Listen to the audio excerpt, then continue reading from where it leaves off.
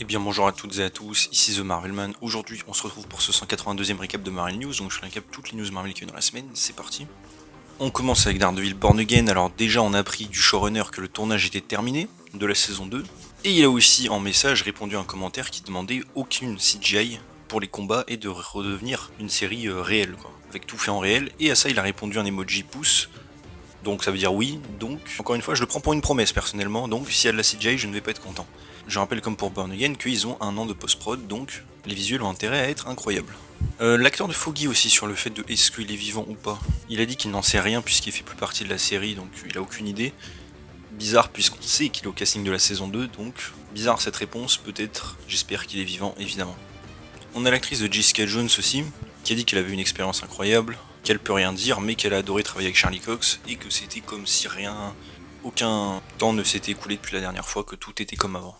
Et qu'il y aura des choses super cool. Aussi que ça fait du coup plus de 2 ans qu'elle sait qu'elle va revenir, ça coïncide avec ce qu'on savait de toute manière, et que c'était dur de garder le secret tout ça, mais qu'elle remercie les fans, et que c'est grâce à nous en gros qu'elle revient.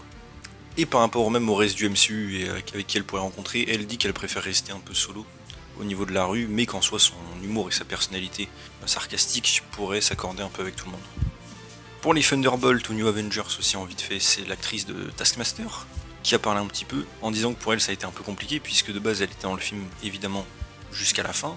Ils avaient même commencé un tout petit peu à tourner, information d'ailleurs à nouvelle, mais ils avaient commencé à tourner en fait avant la grève déjà un tout petit peu. Elle avait loué une maison avec son enfant, tout ça à Atlanta, et au final évidemment bim elle est plus dans le film, donc c'était un peu difficile surtout qu'elle aimait bien le perso, et que même les gens de l'équipe étaient très contents de travailler avec elle, surtout sur son design. Elle dit qu'ensuite tout a changé dans l'histoire, les lieux, les combats, tout, voilà. Pour Hawkeye aussi un truc intéressant, c'est le réalisateur principal qui a dit que travailler sur la série c'était cool, ils avaient un gros budget tout ça. Et à l'époque ils avaient du temps, Marvel leur avait envoyé un script, il l'a étudié tout ça. Il est revenu avec quelques améliorations, quelques corrections, et Marvel a tout jeté à la poubelle pour refaire tout de zéro, plusieurs fois, ce qui était évidemment frustrant. Mais en soi il a quand même aimé, il a surtout aimé travailler avec les acteurs, et du coup il dit qu'il serait peut-être chaud de revenir un jour.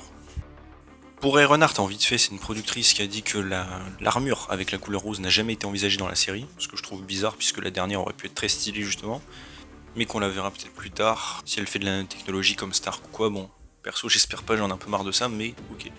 Ensuite par rapport à Mephisto, mais ça c'est des rumeurs, par rapport à un retour, on a des leakers qui disent que le personnage reviendrait dans 3 projets, qu'il voudrait aussi introduire en plus Blackheart, le fils de Mephisto, ainsi que Katon, qu'on a déjà entendu dans Doctor Strange 2, et qu'ils aiment adapter le comics où Mephisto en gros affronte Doctor Strange et essaie de transformer Las Vegas en enfer sur Terre. C'est vrai que pour le coup, vu le personnage et vu l'acteur, je verrais bien cette direction. Pour Moon Knight, on a un leaker qui dit qu'il prépare une suite. Après, ça fait 3 ans qu'il dit ça, mais bon, bref. Et que Mark et Steven sont obligés de résoudre un mystère qui va les mettre face à face avec Jake Lockley. Et évidemment, j'ai envie de dire, ça paraît logique. Mais bon, on verra encore une fois si ça arrive.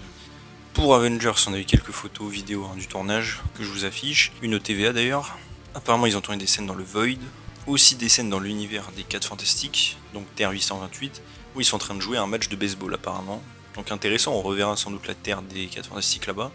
On a aussi le leaker qui dit qu'ils ont toujours pas terminé d'écrire le 3ème acte du film, ce qui encore une fois est inquiétant, mais bon bref, c'est toujours comme ça qu'ils font. On a aussi 2 gars qui avaient été castés dans le film, Ryan et Daniel, du podcast Just the Nobody, qui ont fini de tourner leur scène, et ils reviendront pour Avengers Secret Wars, donc je sais pas vraiment quel serait leur rôle, mais c'est bizarre. On a Robert Alonso aussi qui dirigeait la seconde équipe de tournage. Il avait travaillé sur Captain America 4, Flash, The Batman, des films comme ça, qui a été viré, et remplacé par James Young, qui avait travaillé sur Black Widow, Endgame, Winter Soldier, des films comme ça. Enfin ça c'est une rumeur, je précise quand même si elle est fiable. Ensuite, par rapport à Spider-Man Brand New Day, on a un leaker qui dit qu'il prévoirait d'intégrer Norman Osborn dans le MCU. On verra, personnellement je n'y crois absolument pas puisqu'on sait que Marvel ne veut surtout pas réutiliser les persos à un point où c'en est presque dommage. Donc perso je n'y crois pas mais on verra. On a Alistair Williams aussi qui va gérer plus ou moins les effets spéciaux, alors faut être précis, en fait c'est juste qu'il va gérer sur le tournage les trucs pour les effets spéciaux, c'est pas les effets spéciaux en soi. Il a fait quelques films Fast and Furious, le film Dragon là de Pixar, Les Animaux Fantastiques, bref, des films comme ça.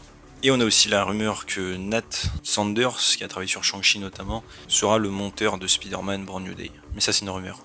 Pour les 4 fantastiques du MCU ensuite, on a la confirmation par le réalisateur que la Terre était donc Terre 828. D'ailleurs ça confirme évidemment, à part ça d'autres trucs de leak qu'on a eu sur le film, tout le film a leaké je précise. Donc faites attention, après je l'ai pas vu tourner beaucoup alors que ça fait plusieurs mois, donc tant mieux mais je vous préviens. On a le comics préquel aussi, qui est sorti, qui nous raconte quelques histoires avec Moleman, et donc leur premier jour en tant que héros, c'est assez sympathique, si vous voulez aller le lire, mais je pense que ce sera montré dans le film. On a un leaker qui redit encore qu'il y aura un projet sur le surfeur d'argent, sans préciser est-ce que c'est Shalabal, est-ce que c'est Norinrad, est-ce que ce sera dans le MCU, est-ce que c'est un film, une série, on sait pas, mais après ça, il y a déjà des rumeurs de ça depuis pareil 3-4 ans au moins, on verra si c'est vrai. Et on a aussi Ebon Moss Backrack, donc la chose, qui a dit qu'il avait eu de l'aide de Mark Ruffalo pour la motion capture, parce que c'était pas facile à faire en soi, donc il a été content. Ensuite, pour les X-Men du MCU, on a eu quelques trucs. Déjà une rumeur que l'actrice Elle Fanning serait considérée pour Jean Grey. Personnellement, oui, j'aime plutôt bien le casting, alors faut l'imaginer en rose. Mais en soi, je valide, elle ressemble au personnage, mais par contre, pour le côté agressif du Dark Phoenix, je sais pas, j'ai un petit doute. Mais bon, on va voir. Et truc intéressant, c'est l'acteur Eddie Gattegi, donc, qui jouait Darwin dans X-Men First Class, le mutant qui peut pas mourir mais qui se fait tuer. Bon, après, dans le film, c'était assez cohérent, hein, mais admettons. Il a dit qu'à la base, on lui avait dit que le personnage reviendrait et serait ressuscité.